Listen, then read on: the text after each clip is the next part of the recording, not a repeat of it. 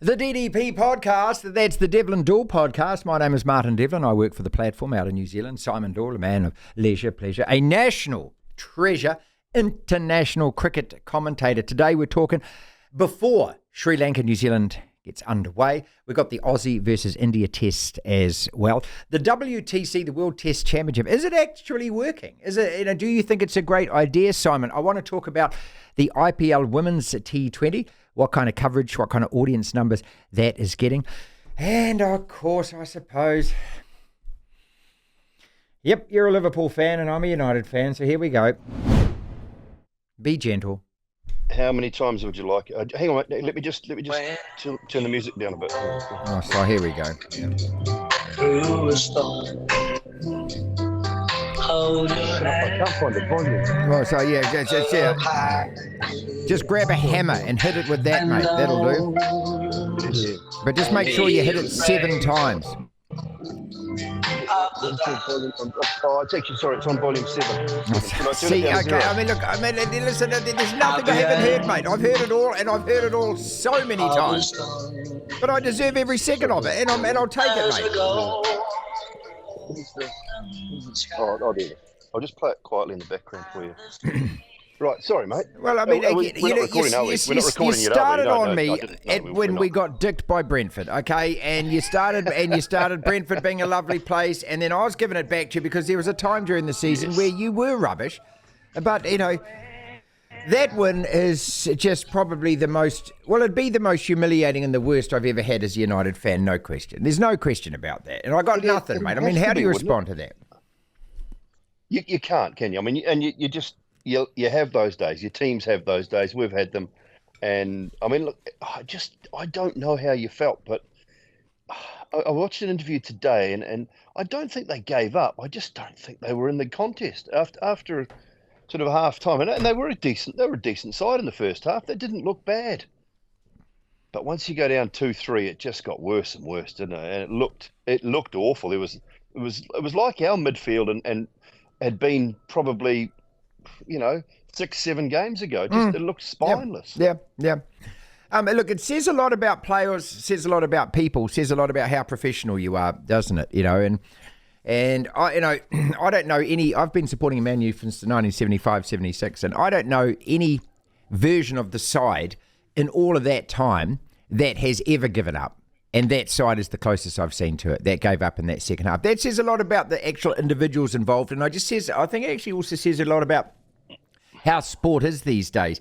I mean, I've written a couple of articles lately, mate, for NBR and that, and I'm not convinced, for example, that the silver fern means as much to a lot of New Zealand athletes, rugby players and cricket players as it once used to, and I just think it's maybe a generational change. A lot of these players, Simon, if they don't like it, it gets too tough, the fans are too nasty, all of a sudden they'll just go off and play in La Ligue in France, and earn some money there because it all gets too bloody hard, mate. And it got too hard at Anfield, and instead of knuckling down, mate, you've been in situations, and tell us about them, where you've been bowling and just getting smacked all over the place, and the New Zealand team's just getting towelled. I mean, and what do you do? What do you say to your mates at that time? Oh, look, and I've been guilty of it too, mate. I'm not guilty of giving up, but guilty of thinking, oh, man, I wish I wasn't out here. God, could I be somewhere else? But you've got to find some resolve, some way, shape or form to try and get through it, because no one else is going to do your job for you. And it is the hardest time in sport when under the pump, you're actually being owned, and you've got to find a way. It's almost like you don't see a clear path through, and it's a really tough place to be in. But I guess when I played, and it's an easy thing to say, and I know, and I hate doing it, back in our day and that sort of thing, but these guys now have a lot more options. They have a lot more options than the silver fern. And look, it's probably one of those things that nobody wants to say because they get chastised for saying it. But I think there's a lot of players that would probably say that it doesn't mean as much as it once did, because it's not the be all and end all. 20 years ago, 15 years ago, if you were an All Black and you were a good All Black, you were commanded top dollar across the world as a rugby player. You commanded top dollar in Japan and France and in Europe. Nowadays, you don't even have to be a good All Black to command top dollar. That's one of the things. You'll still get very, very good money, and way more than you ever would playing for the All Blacks. If you are a half decent New Zealand cricket player, you will earn 10 times more than you'll ever earn playing for New Zealand playing in other leagues. I mean, Finn Allen is a prime example. He is not a patch on a Martin Guptill as an international player at this point in his career, but yet he's making a lot more money around the world in these leagues because of a couple of two performances in a New Zealand side that he probably shouldn't even be in. Look, Rico Ioane made some comments being interviewed at stand-up, I think it was on Monday, and, the rumours are that he's going to Japan after the World Cup, and of course he fudges around it, won't sort of confirm or deny it or anything else. But that's the feeling that I get, that, he just describes it as a business, and that's what it is. You are a business, you're a personal business, and as a personal business, then what are you going to do? You're probably going to go where the money is the finest, aren't you? It's just a changing thing. I don't like it. I mean, and I see the manifestations of it like we saw at Anfield, mate, and I wish it was different. And I think what's going to happen is in decades to come, people are going to lament it because they're going to say, wow, it used to mean so much more. And maybe it's something that we've lost or it's losing and we just won't ever get it back. Yeah, no, I read a really nice article from an interview with Jack Nicklaus today about the Live Golf Tour. And, he was very honest about it. He said, I cannot blame one of those players for going to Live. He said, you've got to look after your family. He said, if somebody offers you a whole chunk of money that you don't have to work hard for, he said, not many people in this world, whether you're a banker, a baker, a truck driver, a nurse, not many people in this world would turn that down. That's right. You'd find it very difficult to find one person that would turn it down. So he has no issue with the players going. What he doesn't like is the fact that the PGA Tour have now almost created a secondary tour amongst their own tour, where the top 30 in the world have to play these tournaments. And so that was his point of view. He was just worried about where the PGA Tour was going with creating a second tour within their tour. But he had no problem with what the players had done, going and taking money. And I wouldn't, and I don't think you would, as long as they were honest about it. Yeah, that's it. That's all it is. I'm going for the money. I'm going for the money. And DJ, Dustin Johnson was up front. He said, it's the money. He said, it's 50 million. And I'm going for the money. I can earn the same, or actually earn a lot more and play a lot less. And he said, that makes me quite happy. Yeah, there's also the blood money aspect with the Saudi Arabians and the fact that, and Lydia coded this after a golf tournament, coming out after, I'm talking to a lot of young women and they love living here in this country. And I mean, that makes me irate as much as the fact that, that you actually sit there and pretend that it actually means as much to you. We're in a silver furnace at once.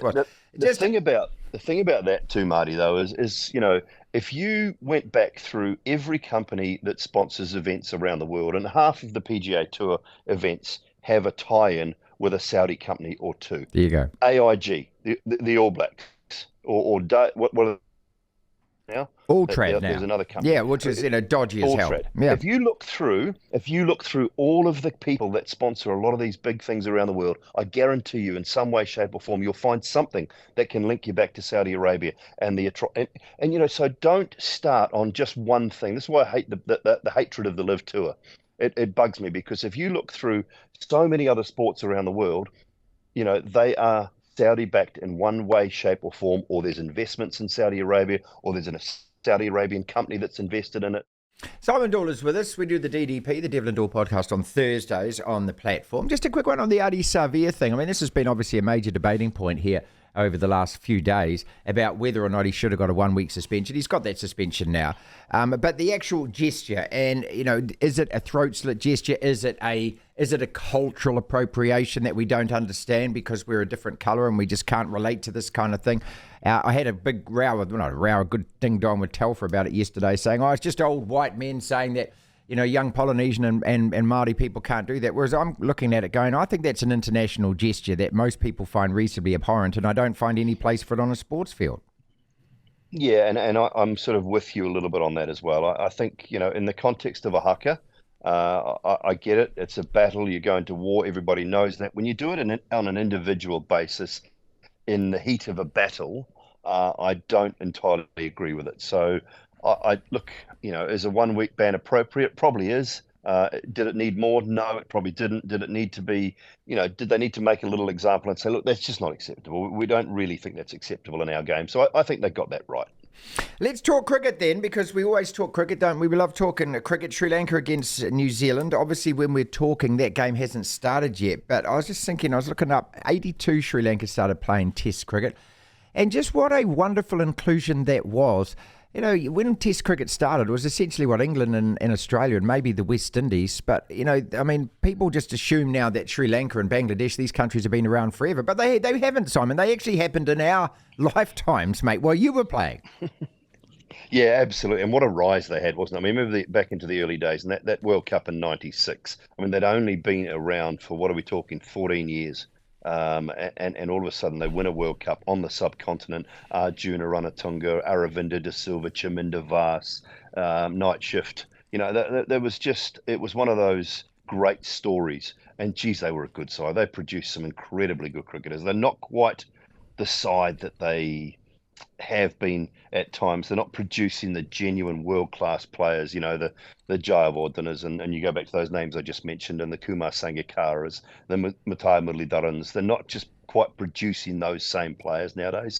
So it's not as easy for them, but they are a tremendous cricketing story. And I think when we look at some of the newer nations that are taking part in World Cups in and around, and what cricket are doing, we have to give some of these teams time and time to sort of learn the game and to get more exposure. And I mean, the Sri Lankan story is a terrific one. So, look, it's a test series that New Zealand should be winning, you would think. But do they have decent players? Absolutely. The likes of, you know, the skipper Karunaratne, Kusal Mendes, Matthews, Dhananjaya De Silva, Dick Weller. I mean, they got a very, very good side still. But in New Zealand conditions, you would think that New Zealand should be too good. Yeah, 2-0 they'd have to win to have any chance of making the WTC. I think we're settled on it now. It's Australia versus India. It's what we're seeing at the moment, and that fourth test starts today as well. And Australia would want that more than anything. They would want to get India to the Oval on a fast, hard, bouncy surface. And, you know, at that time of year, it's sort of relatively early season still. I think it's around about June what are we talking, 8th, 9th, 10th, 11th, 12th, I think, something around about that time.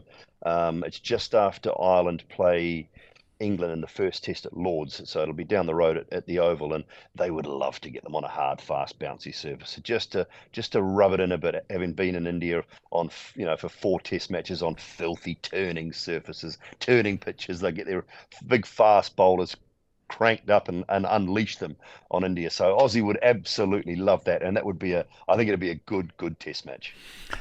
How important is it, the WTC? A hell of an important when we win it, of course, but we know since then we've hardly won a test match, have we? I think that was the third one against England last week, and about 14 or 15 that we've played since then. So it's a fledgling tournament or trophy, but how important is it that it gets retained? I think it's very important, and I think when you look, if you talk to some of the players who play all the formats, they probably don't look at it as highly as a World Cup or a World T20. But then you think about these sides that are playing. There are 3, 4, 5, 6 guys in some of these sides that only play Test match cricket for their countries. You know, Ashwin and Pujara are prime examples from an Indian point of view. The keeper at the moment, he's a prime example. He only ever gets to play Test match cricket. He doesn't play one days. Will never play one days or T20s for India. Umesh Yadav nowadays is very much just a Test match player. So there's people in that Aussie side who are just Usman Khawaja, just a purely simple Test match player. So when you think from their point of view, that is their pinnacle. So I think it retains its value. You know, for many players, when New Zealand played in it, BJ Watling, Neil Wagner, these sorts of players who really that's their only go. And so I think it holds value.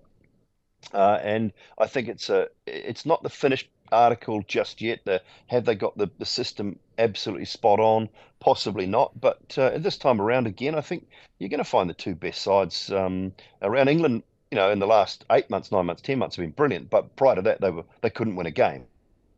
Which is why they're not in the final. That's why they won't have a look. Yeah, that's why they won't have a look in. But I think it's got significance, Marty. I really do.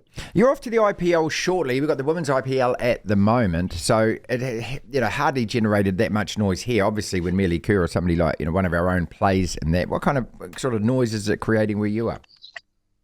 Yeah, very little. And I just got the numbers through from Sky in the UK on the viewership numbers there, and they're really average, really poor indeed. I mean, well, I've just put it in perspective that the men's PSL that's going on at the moment that I'm watching is sort of averaging about 180 to 190,000 views and peaking at 350,000 per game. Yep. The women's IPL is averaging 3,000 and peaking at 14,000. Well, at least So at least they're honest enough to put these figures out, because it's something New Zealand rugby, New Zealand yeah, cricket will never do. And look, and I don't believe that you can yeah. improve these sports. That you can't. Look, you can't develop them if you don't know. If you're just hiding behind this pretense that everyone's watching when they're actually not, well, then you're not actually dealing with it. It's like saying, "Hey, the flat will get clean tomorrow. Don't worry about it. It looks okay." No, it doesn't. It stinks. The toilet needs a go, right? So, yeah, I mean, at least they put those figures out. But again, to me, look.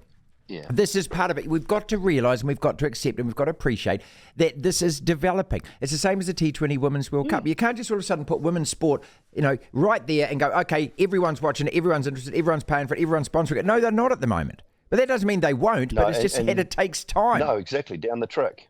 Absolutely. We just had a prime example with Sri Lankan cricket. Now, it took them a short amount of time in relative years to win a World Cup. That's a great story, but they've fallen away a little bit since then, and had their moments. But look, it's development. It is a start. It's a start that had to have happened. I'm not saying it's a bad thing that they're playing it. I think it's a great thing. It's brilliant for women's cricket, for women's sport in general. But it will improve, and over time, the more people understand it, the more people realise that it is not men's cricket, it is women's cricket. So treat it as a completely separate game, because it is not the same. So don't even try and compare it. Just appreciate it for what it is, and appreciate it for the different skill levels that the women have. They bring a vastly different skill set to the game. Their spinners are a lot slower. They're a lot slower through the air. The batters have to have really different skills to play that pace of spin bowling. They are completely different. So just appreciate it for what it is. And we've got some New Zealand girls, women over there at the moment. We will have more. We'll have we'll have them playing in different leagues around the world more often than not. The more exposure they get. So it's not a bad thing. We just have to give it time. Finally, it makes me really sad, and we've spoken about this, I think, last week as well, this Yorkshire racial abuse or whatever you want to describe, the investigation going on where Michael Vaughan's involved in that, and everything I read about it just makes me feel awfully sad. It's sad that whatever went on, and that it's unresolved for everybody. It's sad that 11 years later it gets dragged up, and I just can't feel any fairness about what is going on with that at the moment and the lives that it's going to destroy, and whether that was the whole point. No, I don't think it was the point. Look, Michael Vaughan had to go where he's gone.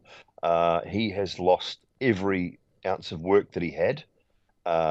He has denied ever saying it, and he's got a fairly compelling case. It's very much a he said, she said case at the moment. Yeah. The ECB are certainly not, they've not handled this well at all.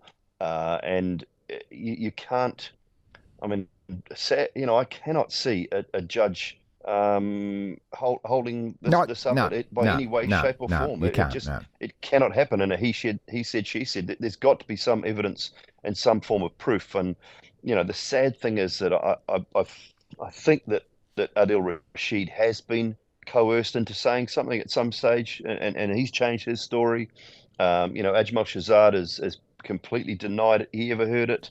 There's just so many differing stories, and so many stories around Azim Rafiq as well, and what his end game was, and it's just sad.